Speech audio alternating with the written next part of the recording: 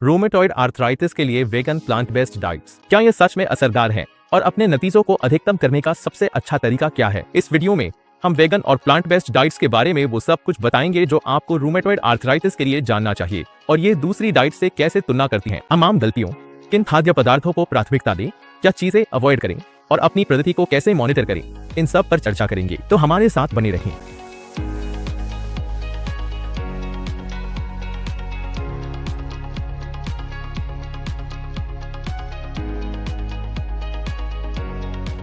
नमस्ते, मैं डॉक्टर तनु दसाड़ी हूँ, एक सर्जन आंत माइक्रोबायोम में असंतुलन से सूजन कम करने के लिए समर्पित हूँ।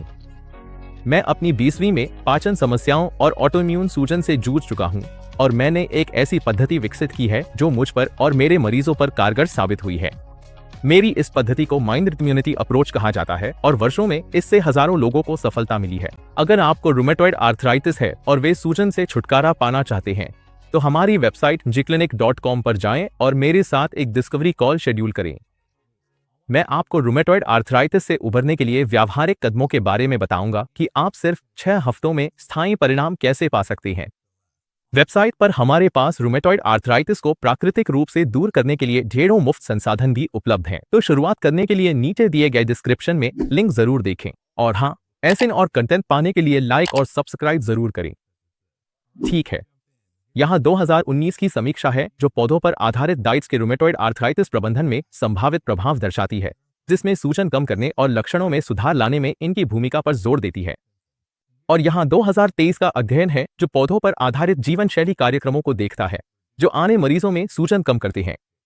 अधिकांश रूमेटोलॉजिस्ट आपको बताएंगे कि रूमेटॉइड आर्थराइटिस के लिए डाइट का कोई महत्व नहीं है। तो हम कैसे जानें कि वास्तव में क्या काम करता है? जैसा कि मैंने अपने दूसरे वीडियो रूमेटॉइड आर्थराइटिस के लिए आदर्श डाइट में बताया था, मैं हर व्यक्ति की खास जरूरतों के अनुसार एक कस्टमाइज्ड फाइटोन्यूट्रिएंट आधारित डाइट प्लान की सलाह देता हूं। मैं 4 मानदंडों का उपयोग करता हूं यह मूल्यांकन करने के लिए कि कोई डाइट रूमेटॉइड आर्थराइटिस के लिए काम करेगी या नहीं। ये डाइट्स वेगन पौधों पर आधारित हो।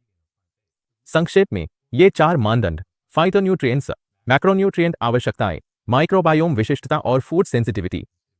अगर आपको इन मानदंडों की विस्तृत व्याख्या चाहिए तो रूमेटॉइड आर्थराइटिस के लिए दूसरा आदर्श डाइट वीडियो जरूर देखें।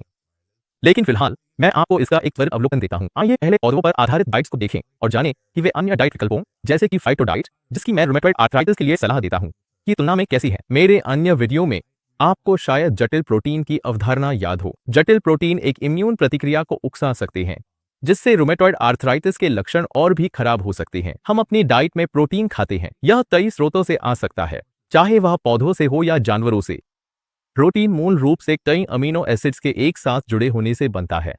जब प्रोटीन हमारे पाचन तंत्र में प्रवेश करता है, तो हमारी आंत में मौजूद एंजाइम इन्हें अलग अलग हिस्सों में तोड़ देते हैं, जिन्हें अमीनो एसिड कहा जाता है, और फिर ये अवशोषित हो जाते हैं। इन आंतों के एंजाइम्स को प्रोटीएज कहा जाता है। और इसका महत्व यह है कि कभी कभी प्रोटीएज अपना काम पूरी तरह नहीं कर पाते, और हमारे आंतों और रक्त प्रवाह में बड़े प्रोटीन कण लंबे समय तक बने रहते हैं। ऐसा क्यों होता है? दरअसल कुछ प्रकार के प्रोटीन को तोड़ना मुश्किल होता है। साथ ही प्रोटीन को तोड़ने के लिए पर्याप्त प्रोटीएज भी नहीं हो सकते। जैसा कि आप पहले से जानते हैं, आंत एक बहुत बड़ा इम्यून अंग है। तो ये अचपचे प्रोटीन विदेशी खतरे के रूप में दर्ज होते हैं और एक इम्यून प्रतिक्रिया उत्पन्न करते हैं। मूल रूप से शरीर सोचता है कि ये बड़े अचपचे प्रोटीन उस पर हमला कर रहे हैं, इसलिए यह कई तरह के इम्यून रसायन छोड़ता है जो सूजन पैदा करते हैं, और यही समस्या बन सकती है। इसके बाद आपके पास एराकिडोनिक एसिड मार्ग भी होता है, जो सीधे तौर पर पशु आधारित कोलेस्ट्रॉल के सेवन से जुड़ा है। सभी पशु कोशिकाओं की झिल्ली में वसा और कोलेस्ट्रॉल होता है, जो हमारे शरीर में एराकिडोनिक एसिड और साइटोकाइंस में बदल जाते हैं और सूजन उत्पन्न करते हैं। क्या सभी पशुजनित उत्पादों में एराकिडोनिक एसिड होता है? नहीं, केवल मांस और वसा युक्त डेयरी उत्पादों में। इसके बाद आपके पास एराकिडोनिक एसिड मार्ग भी होता है, जो सीधे तौर पर पशु आधारित कोलेस्ट्रॉल के सेवन से जुड़ा है। आपको संतृप्त वसा के कारण भी रूमेटॉइड आर्थराइटिस में सूजन की समस्या हो सकती है।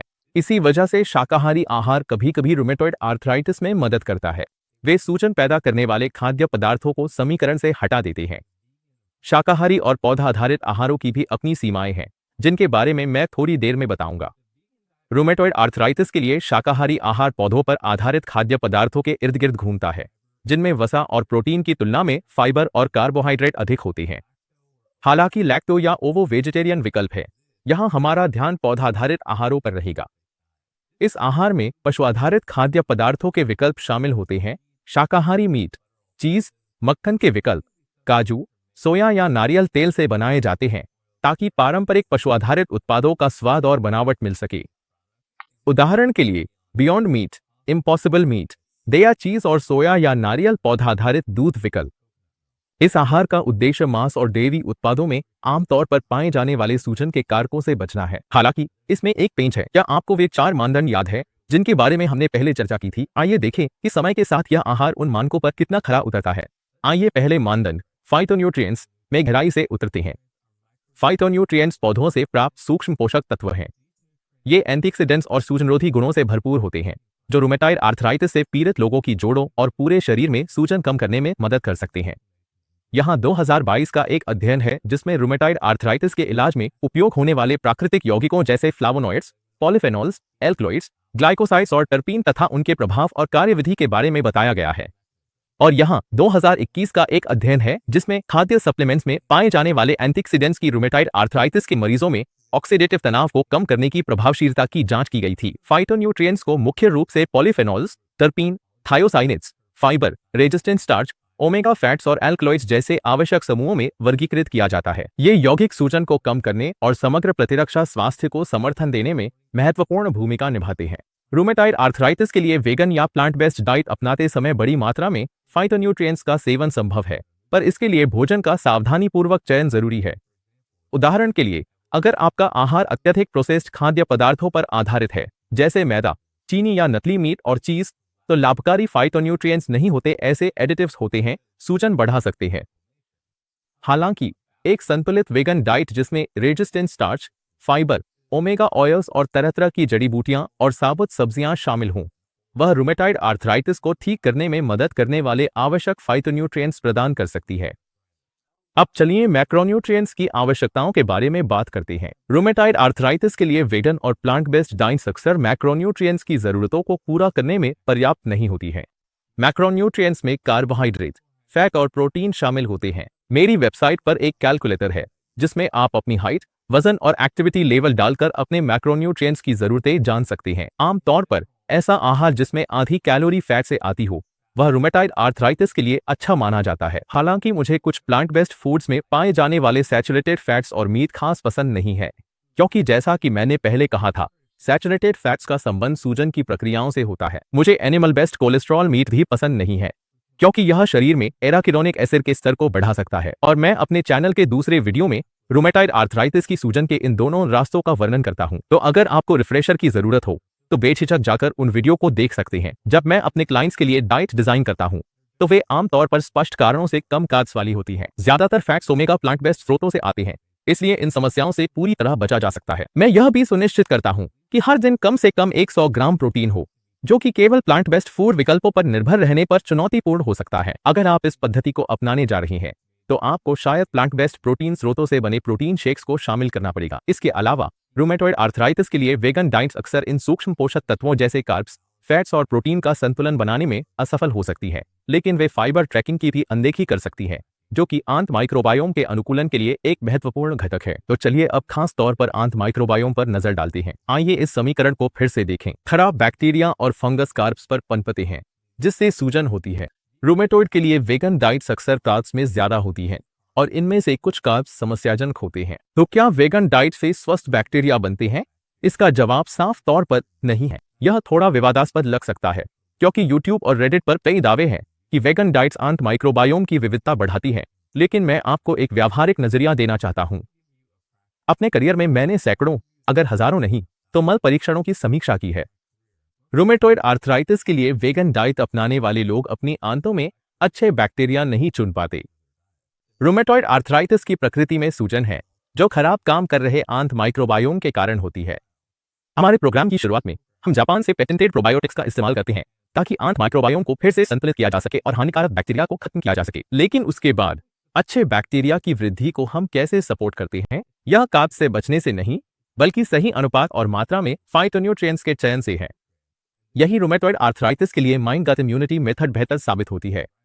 हम अपने रूमेटॉइड आर्थराइटिस डाइट्स को इस तरह डिजाइन करते हैं कि वे लाभकारी बैक्टीरिया की खास किस्मों को बढ़ावा दे, जो एक सुरक्षात्मक बायोफिल्म बनाते हैं और हानिकारक बैक्टीरिया व फंगस को खत्म करते हैं। समय के साथ इससे शरीर में TNF और इंटरल्यूकिन 6 जैसे प्रोइन्फ्लेमेटरी साइटोकाइंस कम हो जाते हैं। रूमेटॉइड आर्थराइटिस के लिए वेगन डाइट की सबसे बड़ी समस्या यह है कि यह जड़ समस्या को नहीं सुलझाती। अक्सर ऐसा होता है कि आप बिना किसी चयन के बुरे बैक्टीरिया को भी खिला देते हैं, क्योंकि इसमें रेजिस्टेंट स्टार्च या फाइबर पर कोई ध्यान नहीं दिया जाता। वेगन डाइट्स में पौधों से मिलने वाली शक्करें, कार्ब्स और रसायन भी शामिल होते हैं, जो आरे के लक्षणों को और बढ़ा सकते हैं।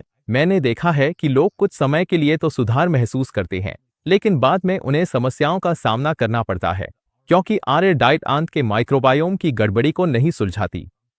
लेकिन पौधों पर आधारित डाइट रूमेटॉइड आर्थराइटिस के लिए कारगर हो सकती है। फाइटोन्यूट्रिएंट्स की भूमिका आती है। फाइटो डाइट रूमेटॉइड आर्थराइटिस से जुड़ी माइक्रोबायोम समस्याओं को सुलझाती है। यह लंबे समय तक डाइट में लचीलापन बनाए रखने में मदद करता है, जिसमें चीट मील्स भी शामिल हैं। मैं आमतौर पर अपने क्लाइंट्स को प्रोग्राम के दूसरे या तीसरे महीने में चीट मील्स शामिल करना सिखाता हूं, क्योंकि तब तक वे अपनी ज्यादातर आंत संबंधी समस्याओं को स्थायी रूप से सुलझा चुके होते हैं और उनके जोड़ों में भी आराम महसूस होता है। जहां वेगन डाइट्स रूमेटॉइड आर्थराइटिस के फ्लेयर अप के दौरान मदद कर सकती है, वहीं यह हमारे क्लाइंट्स के लिए तैयार की गई कस्टमाइज्ड फाइटो डाइट्स की तुलना में कोई दीर्घकालिक रणनीति नहीं है। आइए अब अंतिम मानदंड यानी फूड सेंसिटिविटीज पर बात करते हैं। रूमेटॉइड आर्थराइटिस के इलाज में फूड सेंसिटिविटीज एक महत्वपूर्ण पहलू है। बातों में फूड सेंसिटिविटी टेस्टिंग के 4 मुख्य प्रकार: स्किन प्रिक टेस्ट, इकी blood test, IgG4 blood test और नया मीडिएटर रिलीज ब्लड टेस्ट। अधिक जानकारी के लिए मेरा वीडियो देखें, जिसमें रूमेटॉइड आर्थराइटिस के लिए फूड सेंसिटिविटी टेस्टिंग के बारे में बताया गया है। वेगन डाइट्स में कई प्लांट बेस्ड फूड्स भी सेंसिटिविटी का कारण बन सकते हैं। सबसे आम कारणों में प्रोसेस्ड फूड्स, शुगर अल्कोहल्स, रंग, केमिकल्स और यहां तक कि बीन्स, दालें और मटर जैसे संपूर्ण खाद्य प्रोटीन भी शामिल हैं। सालों से मैंने देखा है कि ये चीजें बार बार सेंसिटिविटी टेस्ट में सामने आती हैं, और इससे यह पता चलता है कि वेगन या प्लांट बेस्ड फूड्स में से किसी एक या अधिक के प्रति संवेदनशील होने की संभावना काफी ज्यादा है। और इसी वजह से रूमेटॉइड आर्थराइटिस के लिए वेगन और प्लांट बेस्ड तरीका जोखिम भरा हो सकता है, या आपके खाने के विकल्पों को सीमित कर देता है और अतिरिक्त सेंसिटिविटीज का कारण भी बन सकता है। ठीक है, यही था मेरा भाषण। नीचे कमेंट्स में मुझे बताएं कि वेगन डाइट्स के साथ आपका अनुभव कैसा रहा है और रूमेटॉइड आर्थराइटिस के लिए आपके लिए क्या काम आया और क्या नहीं। मुझे आपकी यात्रा के बारे में जानकर बहुत अच्छा लगेगा। जैसा कि आप जानते हैं, मैंने अपने क्लाइंट्स के साथ माइंड गट इम्यूनिटी मेथड का इस्तेमाल कर बेहतरीन सफलता पाई है, और मैं व्यक्तिगत रूप से कस्टमाइज्ड फाइटो डाइट्स और केंद्रित गट माइक्रोबायोम रिकैलिब्रेशन की जोरदार सिफारिश करता हूं, ताकि स्थायी परिणाम मिल सकें। अगर आपको यह वीडियो मददगार लगी हो तो ऐसे और कंटेंट के लिए लाइक और सब्सक्राइब करना न भूलें। हमेशा की तरह यह थे डॉक्टर चानो दासोरी माइंड गट इम्यूनिटी क्लिनिक के साथ, और मैं आपसे अगली बार मिलूंगा।